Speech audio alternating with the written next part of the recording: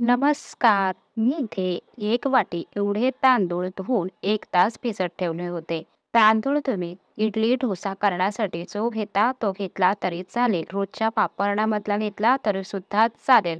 इथे मी 1 तास हा तांदूळ धुवून ठेवला होता. तुम्ही बघू शकता खूप छान असा तो भिजला गेलेला आहे. तुम्ही रात्रभर जरी भिजत ठेवून सकाळी हा नाश्ता केला तरी सुद्धा चालेल. आपल्याला तांदळातलं सगळं पाणी आहे ते पहिलं काढून घ्यायचं. नंतर हे तांदूळ आपल्याला मिक्सरच्या भांड्यामध्ये घालून घ्यायचं आहे. ग्लासामध्ये काढून ठेवलेलं पाणी आहे तेच आपल्याला नंतर पिठामध्ये घालायचंय. आपण तांदूळ धुवून ठेवलेले होते त्यामुळे हे पाणी तुम्ही घेऊ शकता. इथे आता तांदूळ सगळे मिक्सरच्या भांड्यामध्ये घालून झाले की ह्यामध्ये आपल्याला पाव वाटी एवढं ओलं खोबरं घालायचं आहे. मी इथे खोबऱ्याचे तुकडे घालून घेतलेत. मागचा जो काळा भाग असतो तो मी काढून टाकलेला आहे. तुम्ही तो घेतला तरी सुद्धा चालेल. काळा भाग काढून टाकल्यामुळे खोबऱ्याचे काप आहेत ते चांगले पांढरे शुभ्र असे आपल्याला मिळतात. तुम्ही किसलेलं खोबरं सुद्धा पाववाटी इथे घेऊ शकता. मी सुरुवातीला हे खोबरं घालून तांदूळ असेच मिक्सरला एक वेळा फिरवून घेतले. आता आपल्याला ह्यामध्ये पाणी घालून अगदी छान याची स्मूथ एकदम अशी पेस्ट करून घ्यायची आहे.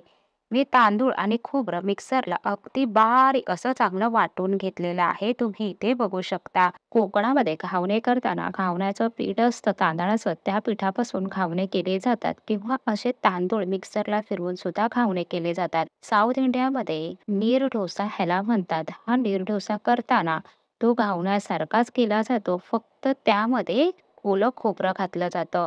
ओलं खोबरं घातल्यामुळे जे डोसे आहेत म्हणजेच आपलं घावन अगदी पांढरं शुभ्र होतं, मऊ लुसलुशीत आणि चवीला छान लागतं. तुम्हाला जर ओलं खोबरं घालायचं नसेल तुम्ही स्किप करून सुद्धा आपले हे घावन करू शकता. पण मी तुम्हाला इथे सांगेन ओलं खोबरं घातल्यामुळे घावन अगदी मऊ लुसलुशीत आणि चवीला छान होतात. मिक्सरच्या भांड्यामध्ये थोडं पाणी घालून ते पाणी आपण यामध्ये घालून घेतले. 1 ग्लास एवढं पाणी आपण काढून ठेवलं होतं. त्यामधलं इथे आता पाव ग्लास एवढं पाणी आपलं शिल्लक राहिलेलं आहे.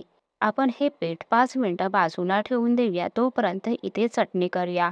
मी ओलं खोबरं, 5-6 लसणीच्या पाकळ्या, 1 हिरवी मिरची मध्ये अशी तोडून घातलेली आहे. आपल्याला यामध्ये अर्धा चमचा छोटा जिरं घालून घ्यायचंय.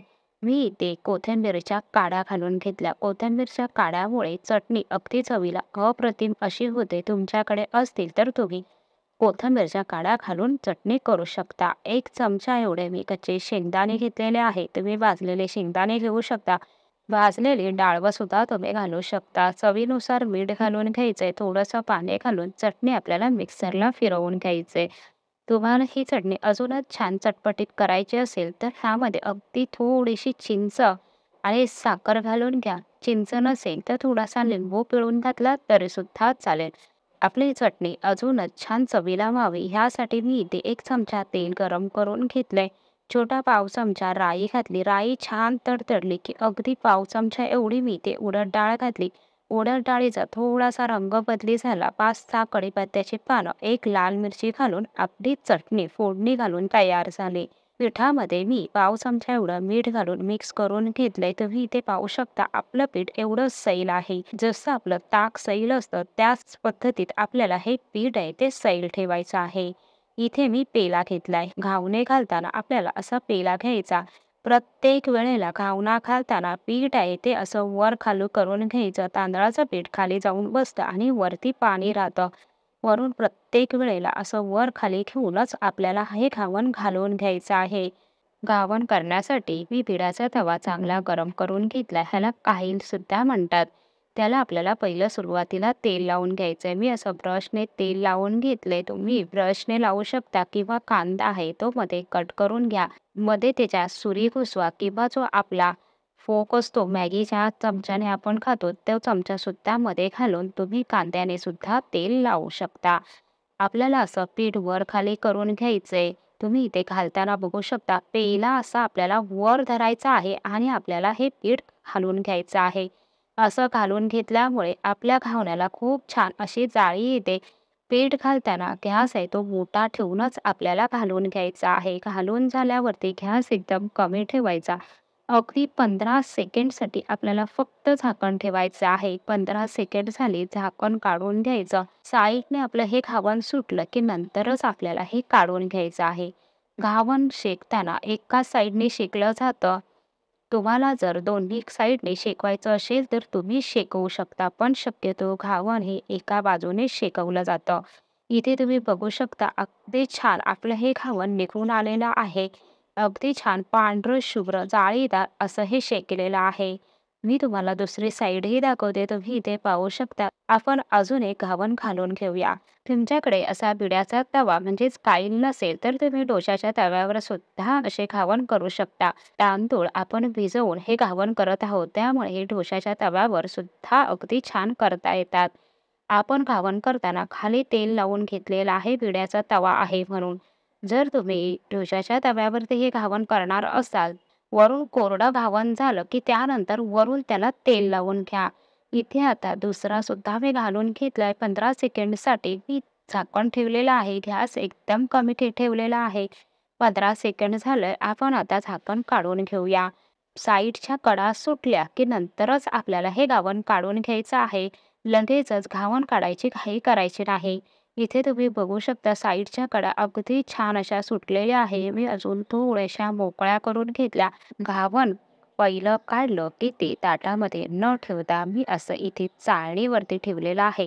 तुम्ही असं चाळणीवर ठेवू शकता. तुमच्याकडे जाळी असेल तर जाळीवर किंवा कॉटनच्या पातळ कपड्यावरती ठेवलं तरी सुद्धा चालेल.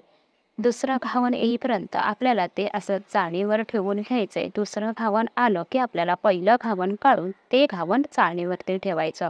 असं केल्यामुळे घावन आहे ते अजिबात एकमेकाला चिकटत नाही. छान ते मऊ लुसलुशीत असं राहतं. तुम्ही इथे बघू शकता आपण चाळणीवरती ठेवलं होतं.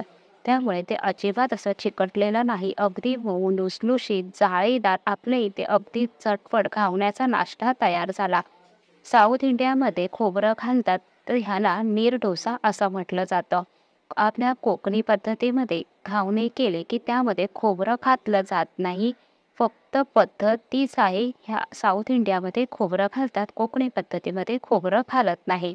तुम्हाला जर खोबरं घालून आवडत असतील तर खोबरं घालू शकता. खोबरं घालून सुद्धा चव अप्रतिम लागते. छान मऊ लुसलुशीत असे घावन तयार होतात. प्रकार दुसरा. इथे मी 1 कप आपला रोजचा म्हणजे जो शिरा, उपमा करायला आपण रवा घेतो, तोच रवा मी इथे घेतलेला आहे. तुमच्याकडे जाडा, बारीक कोणताही रवा असेल, तो रवा तुम्ही घेऊ शकता. पाव कप एवढं मी इथे दही घालून घेतलंय. त्याच कपाने मी पाव कप एवढं पाणी घालून घेतलंय. आपल्याला आता हा रवा मिक्सरला फिरवून छान अशी बारीक ह्याची पेस्ट करून घ्यायची आहे. इथे तुम्ही पाहू शकता अगदी रवा मी मिक्सरला बारीक असा फिरवून घेतलाय. आता आपल्याला हे पीठ मिक्सरच्या भांड्यात काढून घ्यायचे आणि ह्याच मिक्सरच्या भांड्यामध्ये आपल्याला 4 ते 5 चमचे एवढं पाणी घालून ते पाणी सुद्धा आपल्याला ह्या पिठामध्ये रव्याच्या घालून घ्यायचं आहे. आता हे पाणी घालून हे ते मिक्स करून घेतलंय. तुम्ही इथे पाहू शकता इतपत हे मी असं सैल ठेवलेलं आहे. जसं आपलं डोशाचं मिश्रण असतं त्याच पद्धतीत आपल्याला हे सैल ठेवायचं आहे. जास्त घट्ट व जास्त सैलही आपल्याला करायचं नाही. झाकून आपल्याला 10 मिनिटं हे रेस्ट करायला ठेवायचं आहे म्हणजे रवा आपला छान असा फुलून येईल. तोपर्यंत तुम्ही चटणी करू शकता. 10 मिनिटं झालेली आहेत. आपल्याला ह्यामध्ये मीठ घालायचंय. पाव चमचा एवढं मी मीठ घालून घेतलं. मीठ घालून आपल्याला हे मिक्स करून घ्यायचं आहे.